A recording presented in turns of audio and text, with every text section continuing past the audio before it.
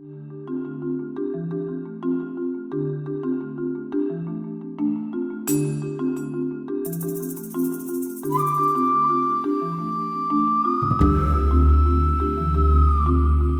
is nirvana? Now, there is a tendency in some regions of Buddhism to think of nirvana as a place apart from the world. And there's a language in Buddhism that makes it sound like that, like you get out of the samsara and you get into nirvana. And then nirvana, they talk about no more birth, no more struggle, no more suffering. And so people do think of it as a destination, like a destination spa, or a destination retreat center. They think nirvana is one.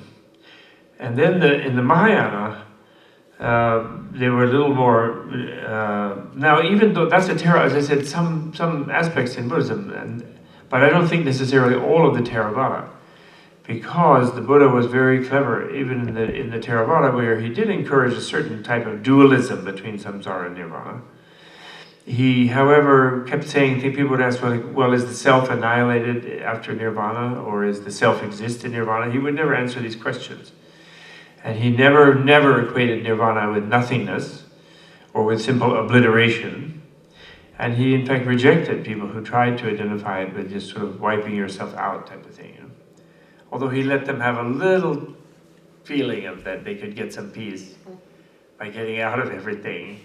He let them have that feeling. And therefore some people really think that that's what nirvana is. But in the Mahayana,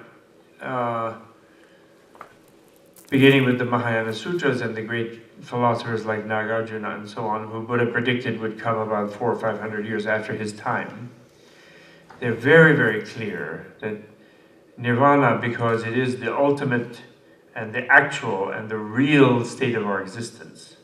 Ultimate reality means what reality is ultimately, that is to say, what it really is. And they're very clear that cannot be a place other than the world. Because if there was a place that was not the world, in other words, the world was excluded, and then there was a boundary, and then there was this place, it would not be the absolute condition of reality. It would be a place. And that would make it a relative place, where you could decide to go to nirvana.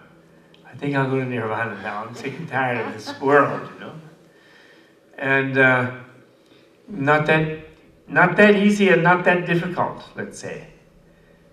Because it's very clear that when Buddha smiled under the tree, when he exhausted the contaminants of mind, of hatred and delusion and lust and pride and envy and so on, and he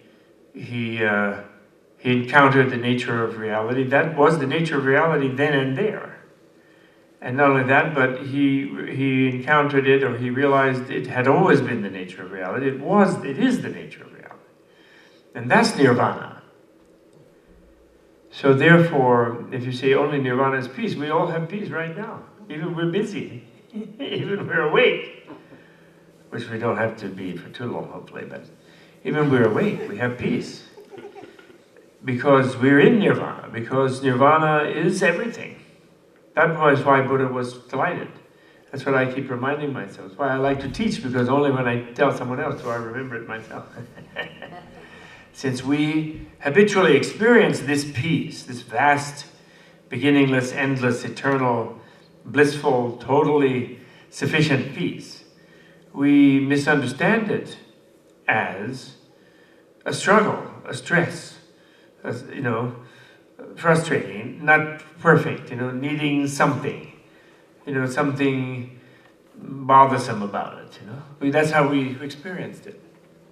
And that's why Buddha tells us we're deluded. We're not experiencing what is really here, we're experiencing some structures that we're habitually projecting as being here, and others are interprojecting it with us, of course. So in that sense, nirvana is the only peace, then that means that the real nature of things is only peace. And then that means that we can avoid an ocean of peace that is too dualistic.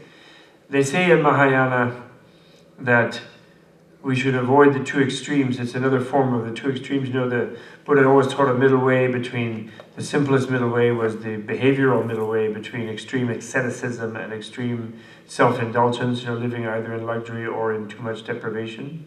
Middle way was to be modest in one's way of living, not too stressed out and not too comfortable.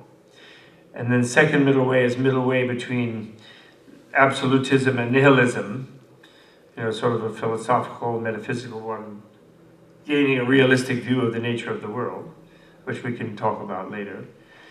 And this middle way, though, is a middle way between busyness and peacefulness. In other words, seeing both peacefulness in a dualistic kind of peacefulness, as opposed to busyness, engagement in the world, in life, as two opposites, and seeking either total resignation or total obsession with busyness, or total longing after some sort of quiescence. You know, thinking that some sort of quiet or some sort of unconsciousness or some sort of final oblivion or something will be a peace. So that's considered a dead end too. So we have peace in our awareness. The foundation of our awareness is peace. It's sort of the really nice thing that goes along with the idea that only nirvana is a satisfactory peace. So then that puts us in a situation that on a retreat where we can look at the habits that we have and the mental momentums that like make us feel restless and ill at ease and unsatisfied and having